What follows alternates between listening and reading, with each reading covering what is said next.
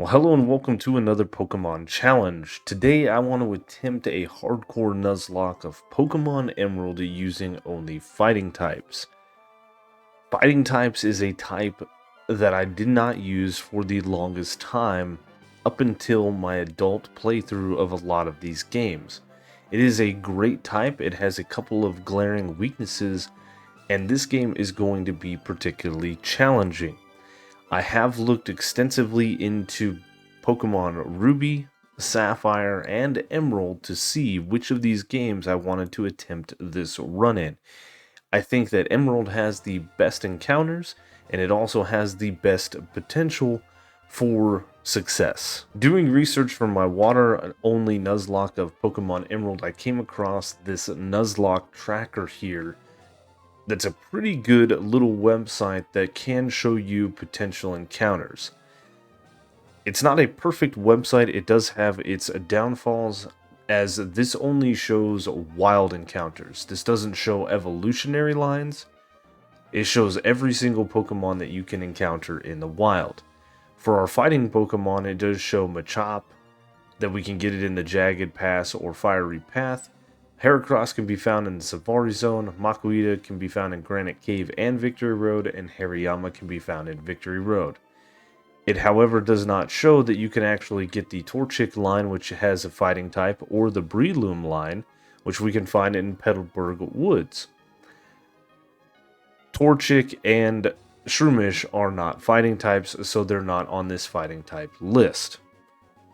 Again, this is a good little list to go by. It is not perfect, but it does show all of the different gym leaders, their level caps, the Pokemon that they have. It shows the Elite Four and the Champion fight. It also shows all of the other potential battles that you have with your rival, with Maxie, with Archer, and things like that.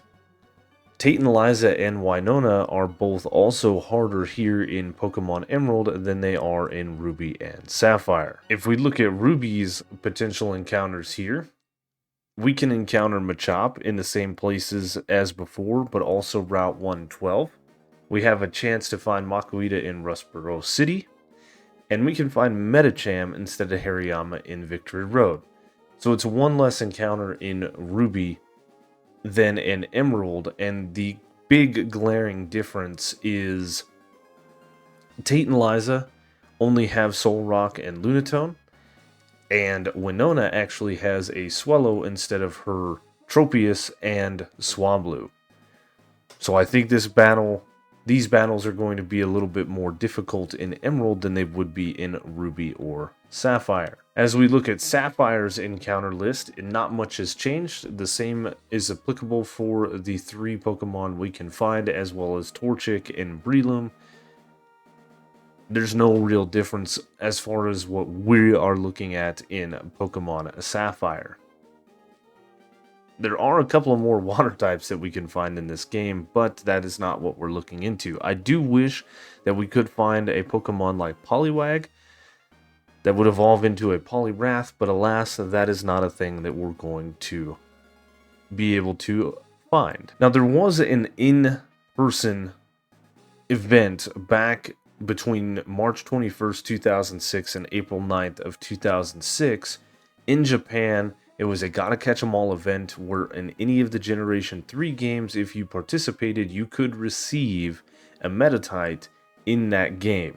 And Meditite is a Generation 3 Pokemon that I want to use, so I think we're going to make this available to our person. Otherwise, we would only have 5 encounters, but I'm not going to give myself this Pokemon until much later in the run. The other thing that we really could do is we could trade over a bunch of different Pokemon from like Fire Red or Leaf Green. We could get the Mankey line, we could get the Hitmon line.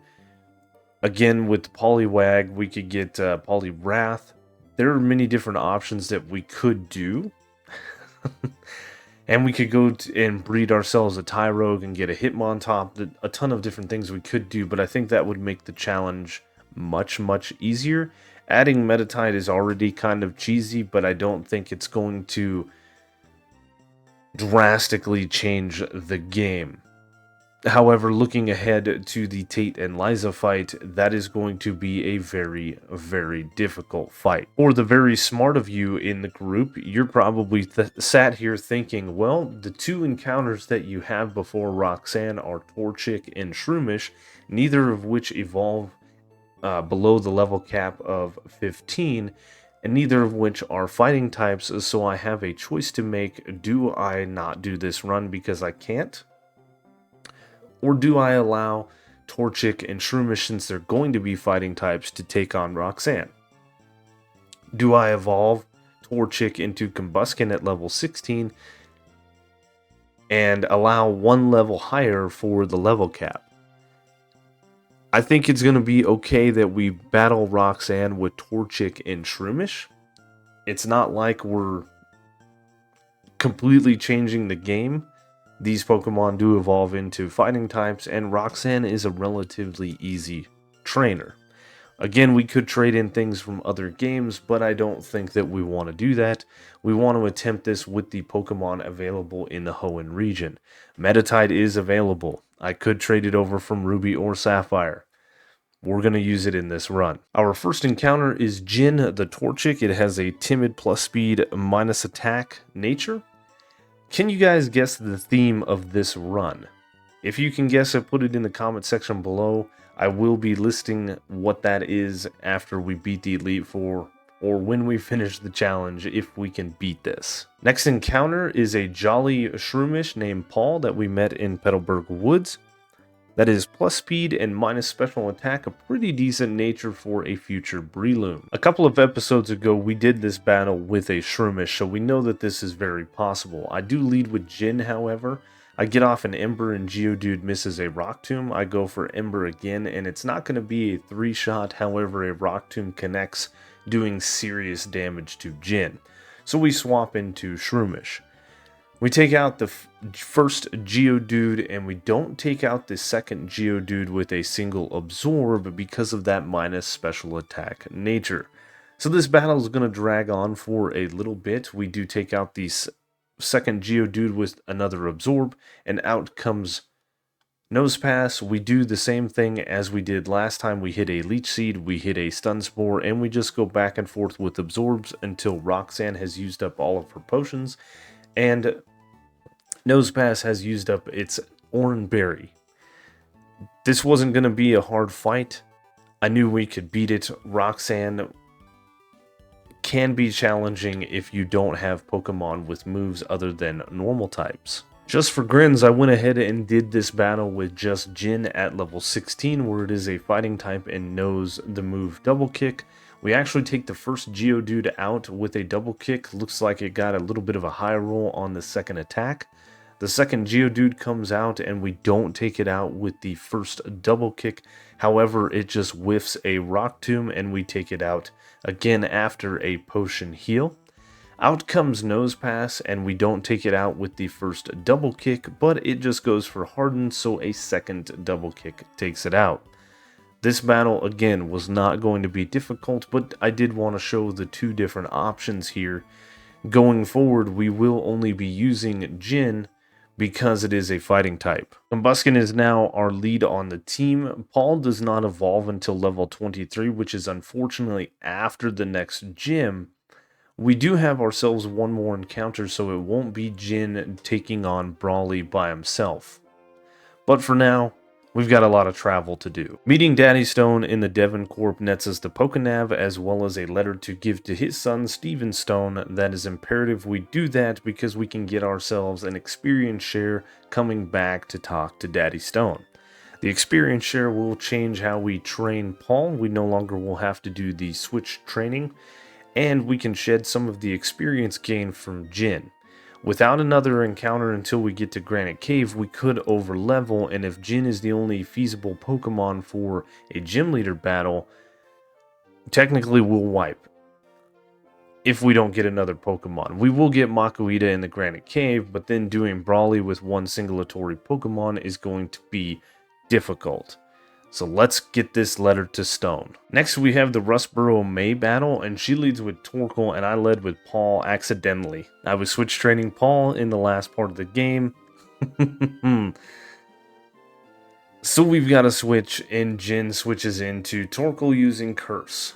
Okay, we can deal with that. We're gonna go for a Rock Tomb to see how much that does, since it is weak to Rock Tomb. It does quite a bit, not bad. I think Double Kick will do more because of the stab bonus that we get it, same type attack bonus. It is a 50% bonus. It does a little bit more than Rock Tomb, about the same, but with Torkoal using Curse, it is stacking its defense as well as its attack, so this could get very dangerous. We could wipe. Another Curse from Torkoal, and we are going to need to potentially switch up to use Ember, because even though it's not very effective, it's going to do more damage than our physical attacks. Torkoal is getting extremely greedy with these curses. Another Ember doesn't quite take it out, down to deep in the red. Luckily, May doesn't have any potions or healing items, and Torkoal just keeps going for Curse, so another Ember finishes it off. That could be very dangerous. I don't know if we lucked out or we tricked the AI because we're fire type as well. I don't know. Next up is Mudkip, and we go for a double kick. Mudkip actually just goes for Growl instead of anything else, so we escape this battle unharmed and win. Our next encounter is a Makuhita we found in Granite Cave. We named it Brian, and it has a nice, hardy, neutral nature. The thick fat ability may come in handy later on. We need to keep in mind that it has a nice effect with lessening the damage from both ice and fire type moves. Next is the Brawly battle. He leads with Machop, and we lead with Jin. Jin actually knows the flying type move Peck, so we have a super effective move. It does quite a bit of damage with a critical hit, not quite taking out Machop on the first turn. It gets off a Karate Chop, and then Brawly decides to heal with a super potion. Our next Peck looks like it does just about half damage, so we go for another Peck. Unfortunately, it looks like it rolled a little low, and we don't take out the Machop. It gets off a low kick, and another Peck finishes it off. Out comes Metatite, and as long as you're attacking Metatite, this is a free battle, and we take it out with 2 Pecks. Very simple battle. Last but not least is Makuhita. We go for a Peck on the first turn as Makuhita goes for bulk up. We are sitting less than half health, so I do need to potentially swap out, but I think Makuhita is going to go for another bulk up, so I go for another Peck, and we get a critical hit, knocking it out, so we don't have to worry. Jin won us the battle. Let's evolve Shroomish so we can have that third teammate. So I'm going to give you a little sneak peek into what we do behind the scenes for these Nuzlocks. Now, normally I don't show off anything but the major battles because I feel that's what everybody comes here to see, is the team, whatever monotype we're running, battling the different leaders and trainers throughout Hoenn. I do all of the storyline stuff because we have to, or we can't progress through the game. I just never show it off. The way that I do these videos is I record all of the clips, I take notes, I've got a notepad right here next to me. Sometimes I write even a little bit of a script for some of these battles. The champion battle with Gary in the last run took over 8 minutes, so I had a very long list of things that were happening here on my side. What I wanted to talk about was a couple of comments, quite a few comments, saying that people didn't like the way I edited some of those early Nuzlocks with me talking faster than the battles were actually happening. I rewatched some of those episodes and I agree with you, they're a little rough to watch, but all in all, they're not bad. So I took that into consideration. I do read all the comments, I do try to answer all of them, and I do take the constructive criticism to heart. And in the last run, the randomized run, we did edit things down step by step as things were happening, not in quick succession. We're going to continue to do that, but when I edited these videos together before, it was taking 2 to 3 hours, and adding the new way of doing things so you guys see it as it happens, and I say it as it happens. You know, it added another almost 2 hours to my editing. The Gary battle at the end was an 8-minute battle, and it took 45 minutes or so to edit that one single clip. That's not going to be true for everything, but this video is going to lag by a couple of days instead of being exactly a week since the last one. I try to get these out once a week, but sometimes that doesn't always happen.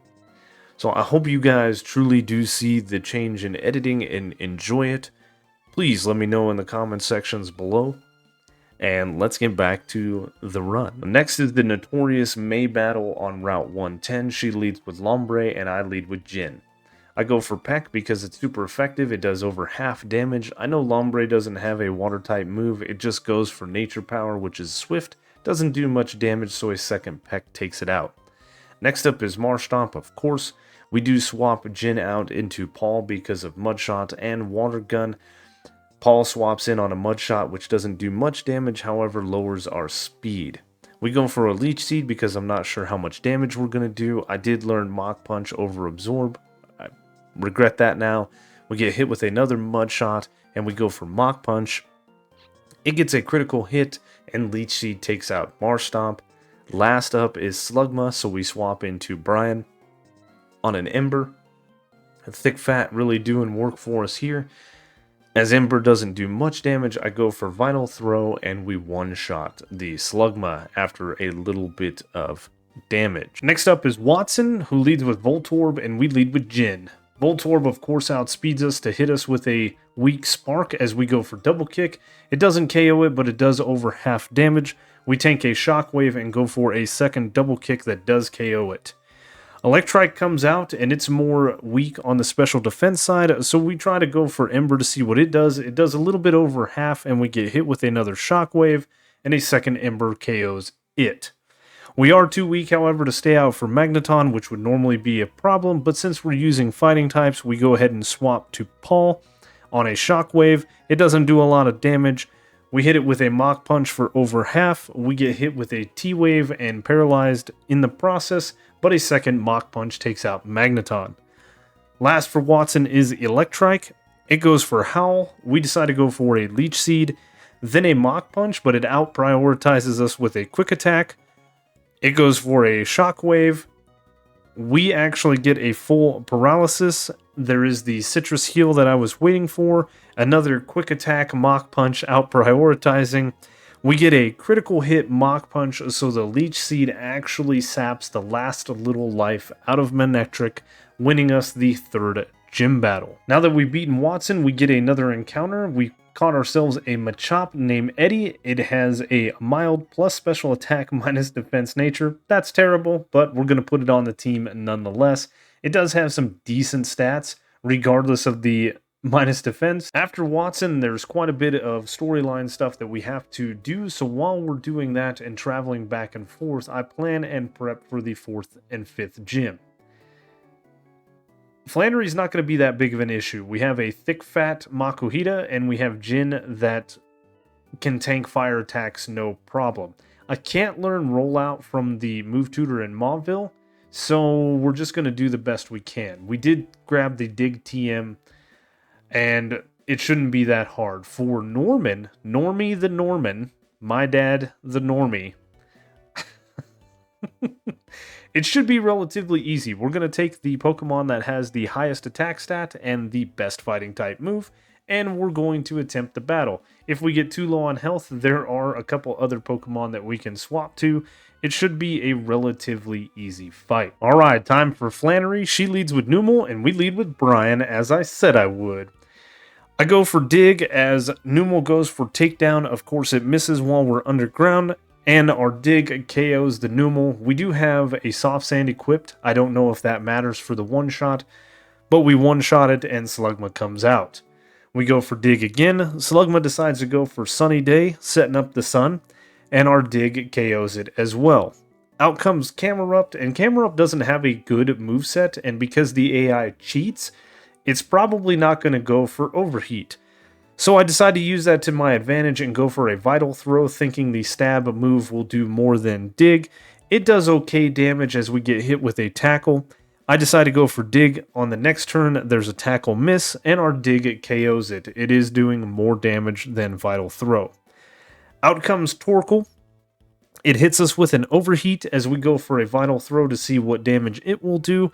The special attack drop is negated by the white herb, and once again, Vital Throw doesn't do a lot of damage, so I go for Dig. Torkoal goes for Sunny Day, our Dig hits. It hits us with a Body Slam and paralyzes us, of course. But we do get lucky with an Overheat miss. We go for Dig again. There's an Attract miss, and our Dig finally KOs. That's the only bad thing about Dig is using it, and it takes 2 turns to hit with the paralysis and potential Attract. This could have been a very different fight. Norman's going to be a relatively easy gym fight. After that, we have Winona. There's quite a bit of travel in between, but Winona really isn't going to be that big of a problem. We can trick the AI and ensure a guaranteed victory.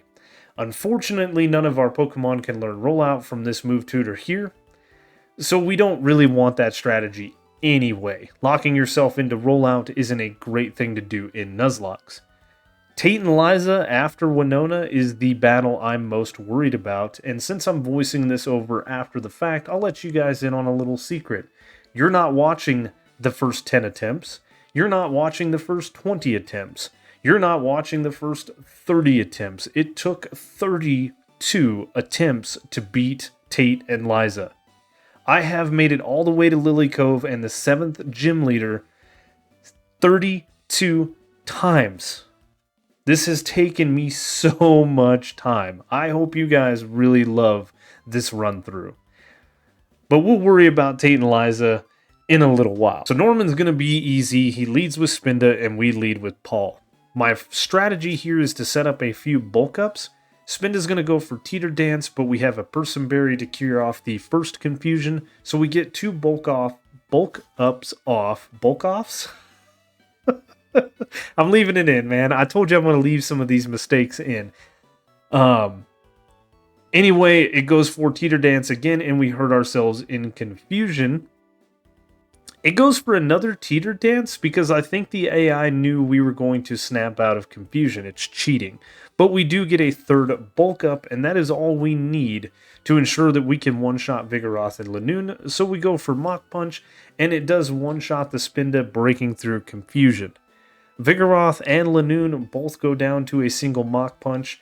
We break through confusion and don't hurt ourselves, and out comes Slacking. We do have to be careful with Slacking. It has counter, so it could take us out in one shot if we go for Mach Punch. I decide to go for Leech Seed as it goes for Facade. So we go for a Mach Punch on its loafing turn. There is a Citrus Berry heal, and it doesn't pull Slacking out of low enough health, so Norman decides to use a Hyper Potion. A little bit of back and forth. We hit it with another Mach Punch. He gets his 2nd Hyper Potion out. We hit it with another Mach Punch. And a 3rd and final Mach Punch finally takes it out after the healing. And surprisingly, at the end of the battle, we are fully healed. How crazy isn't that? The May battle on Route 119 is pretty trivial at this point. The only rival battle that is scary is the one that's on Route 110, because if you're not leveled up enough and prepared for it, it can catch you off guard. I'm not really going to narrate this battle. We use Eddie to beat all 3 of her Pokemon. We do get pretty low in health, but we had 3 other Pokemon in the back. We just want to let Eddie do something. I am going to fight May outside of the Lily Cove department store. I normally don't do that, and as a matter of fact, all of the playthroughs I've ever done in Pokemon Emerald or Ruby or Sapphire, I've only fought that battle twice. So I don't know a lot about it. This will be interesting. But I did want to touch on this battle as it is pretty important, because after the fact, we get access to Fly, which is really, really nice.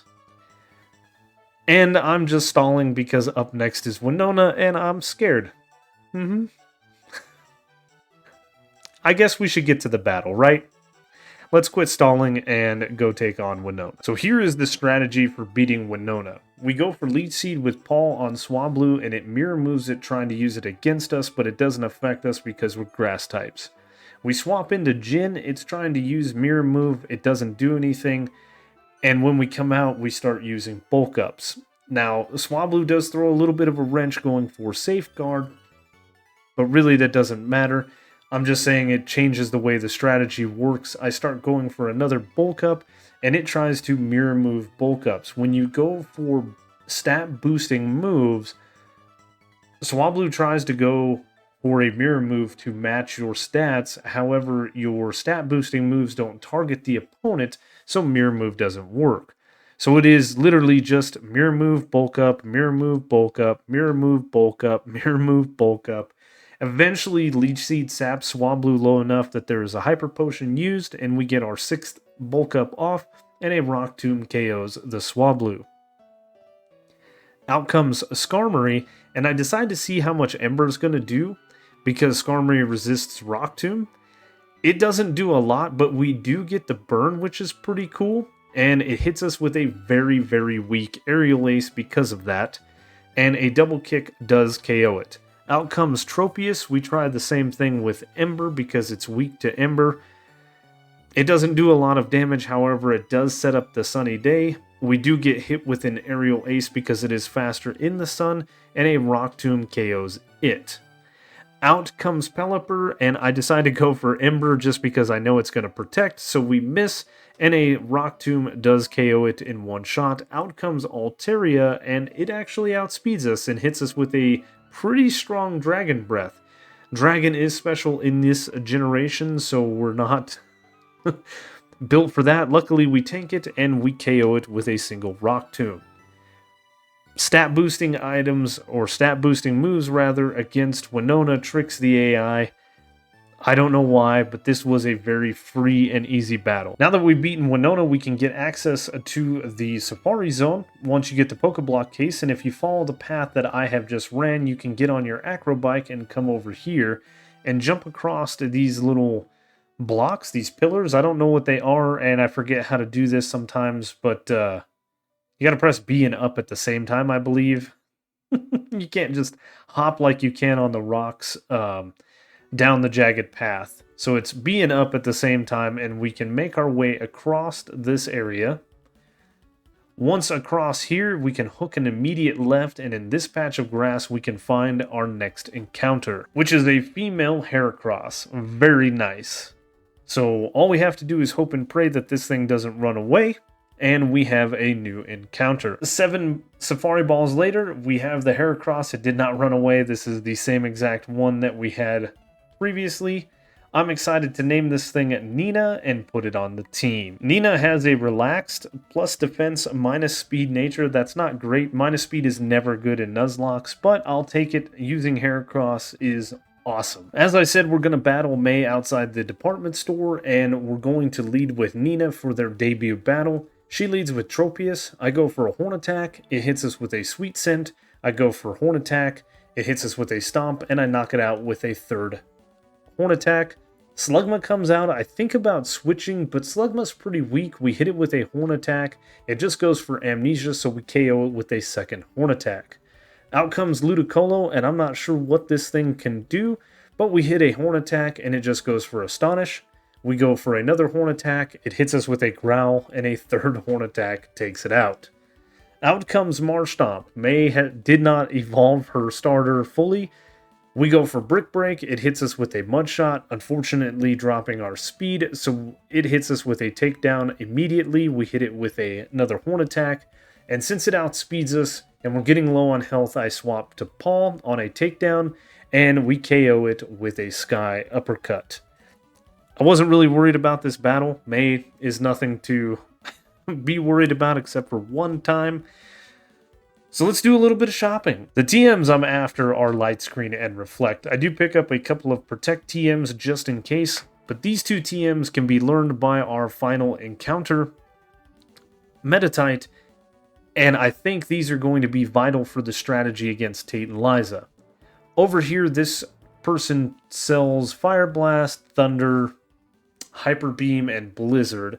I don't need any of these TMs, so I'm just going to sell off a couple of items and move on. So as I said earlier, I was going to allow myself to catch a Metatite. We name it Law. It has a quiet plus special attack minus speed nature. The plus special attack is good, but minus speed is not. I wanted to use this thing. I know it's a little bit cheeky, but I could trade this over from one of my other games. Where's the logic? Here's Archie and his henchmen, and they're just going to jump into the water to get into a submarine that you have to open while it's underwater? I don't... You know, it's a video game. It's not real life. Moment of truth. They lead with Xatu and Claydol, and I lead with Law and Nina. Law, I taught Ice Punch from the Move Tutor, getting a heart scale. And Nina, I actually taught Fury Cutter. One of them was in Fall Arbor Town, and one of them was in Verdendurf Town. We do get a Lucky Freeze on the Xatu, and Fury Cutter doesn't do much on the Claydol. Claydol just goes for Earthquake, and we tank it relatively well. Next round, I go for Fury Cutter on Claydol once again. Xatu does stay frozen, which is really nice. And we use an Ice Punch on Claydol since Xatu is frozen. Claydol again goes for Earthquake, and it drops Law very low, and Nina tanks it like a champ. I know Tate and Liza is going to heal with a Hyper Potion, so I decide to focus my attacks on Xatu, and just like I anticipated, a Hyper Potion, we go ahead and get a Ice Punch on Xatu and a Fury Cutter, which manages to KO. In the other order. I said I'm out of order. Whew, that is a big threat off the table. Out comes Lunatone. I don't want to lose Law just yet, so we swap into Paul because it can tank Earthquakes a little bit better, and I go for Fury Cutter on Lunatone. Fury Cutter has built up enough to where it one-shots the Lunatone, and out comes Soul Rock. Claydol just goes for Earthquake, which everybody tanks relatively easy.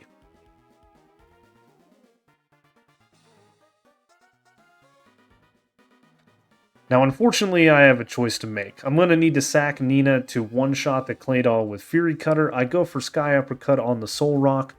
Both of them are going to target Nina. It's just what it has to happen. And we get a critical hit Sky Uppercut. If you could see me in real life, I did a fist pump after I beat this battle.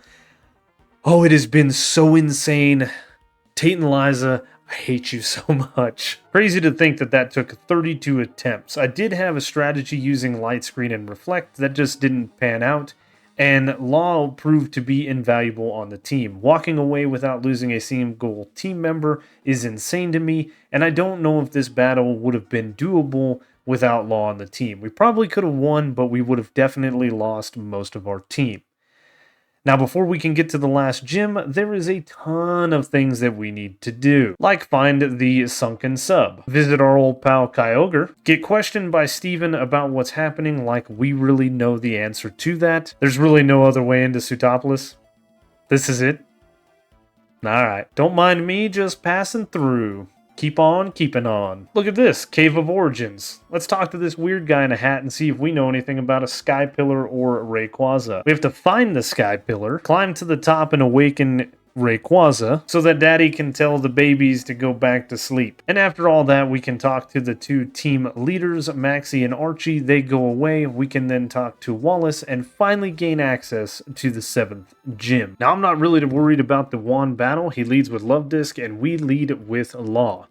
We do get hit with a critical hit Water Pulse, but in return, we deal a critical hit Thunder Punch of our own, knocking it out. Out comes Whiscash, and I go for Psychic. It goes for Amnesia, because the AI cheats. We go for another Psychic. It goes for Rain Dance. I decide to go for a Calm Mind, and we get hit with an Earthquake, and finally a Psychic KOs it. Out comes Celio, so I swap in Nina on a Water Pulse to KO the Celio with a single Brick Break. Out comes Kingdra. And I knew that this was going to be a tough battle. I swap into Paul on a double team. Kingdra goes for another double team. We get a Leech Seed miss. It goes for a third double team. We get a Leech Seed miss. It hits us with Ice Beam very, very low, so hopefully Leech Seed hits, and it does. I'm able to swap to Brian on an Ice Beam. That Thick Fat's really helping. We get hit with a Water Pulse, we go for Strength, it goes for Rest, and of course gets woken up immediately with its Chesto Berry. We go for Strength and actually miss. It goes for Water Pulse, we hit it with a Strength, and it goes for Rest. We hit through all the double teams for another Strength, it stays asleep, we hit another Strength, which puts it in healing range, so Juan goes for a Hyper Potion. I should go for Belly Drum while Kingdra's asleep. Anyway, we go for Strength, it stays asleep, and finally I go for Belly Drum. It hits another double team, but I break through and one-shot Kingdra with a Strength. Out comes Crawdaunt, and because of the max attack, it's a one-shot with Strength. So here is the team all leveled up to level 55. We have Jin holding the Shell Bell with Brick Break, Bulk Up, Blaze Kick, and Aerial Ace. We have Eddie the Machamp with Cross Chop, Karate Chop, Protect, and Scary Face, also holding a Shell Bell. We spent some time in the Shoal Cave. We have Brian holding the Soft Sand with Strength, Earthquake, Belly Drum, and Rest. We're going to change that Soft Sand for a Chesto Berry. We have Paul the Breloom with Sky Uppercut, Headbutt, Bulk Up, and Leech Seed holding a Shell Bell as well.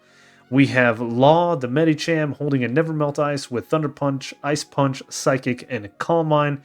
And finally, Nina the Heracross with Brick Break, Mega Horn, Secret Power, and Thief, also holding a Shell Bell. Sydney is definitely going to be the easiest Elite Four member, Dark type versus Fighting type. We lead with Jin. My Diana gets off an Intimidate, so I need to go for a Bulk Up the first turn, and my Diana hits us with a Sand Attack.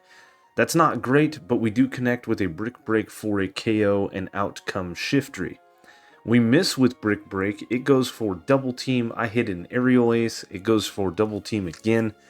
Sydney goes for a full restore, and then I get back-to-back Aerial Aces to KO. That is the biggest reason I taunt Aerial Ace, was for situations like this. Absol comes out, and I decide to swap because of the accuracy loss to Paul. He gets hit with a slash on the switch-in, but he hits Sky Uppercut for a KO. Out comes Crawdaunt, we Sky Uppercut it for a KO, and out comes Cacturn, and we one-shot it with a Sky Uppercut for the win. Relatively easy battle, as I knew it would be. Next up is Phoebe, who leads with Dusclops, and I lead with Jin. She likes to go for Protect to turn 1, so I go for Bulk Up. After that, I go for Aerial Ace, it goes for Shadow Punch, and we KO it with a Blaze Kick.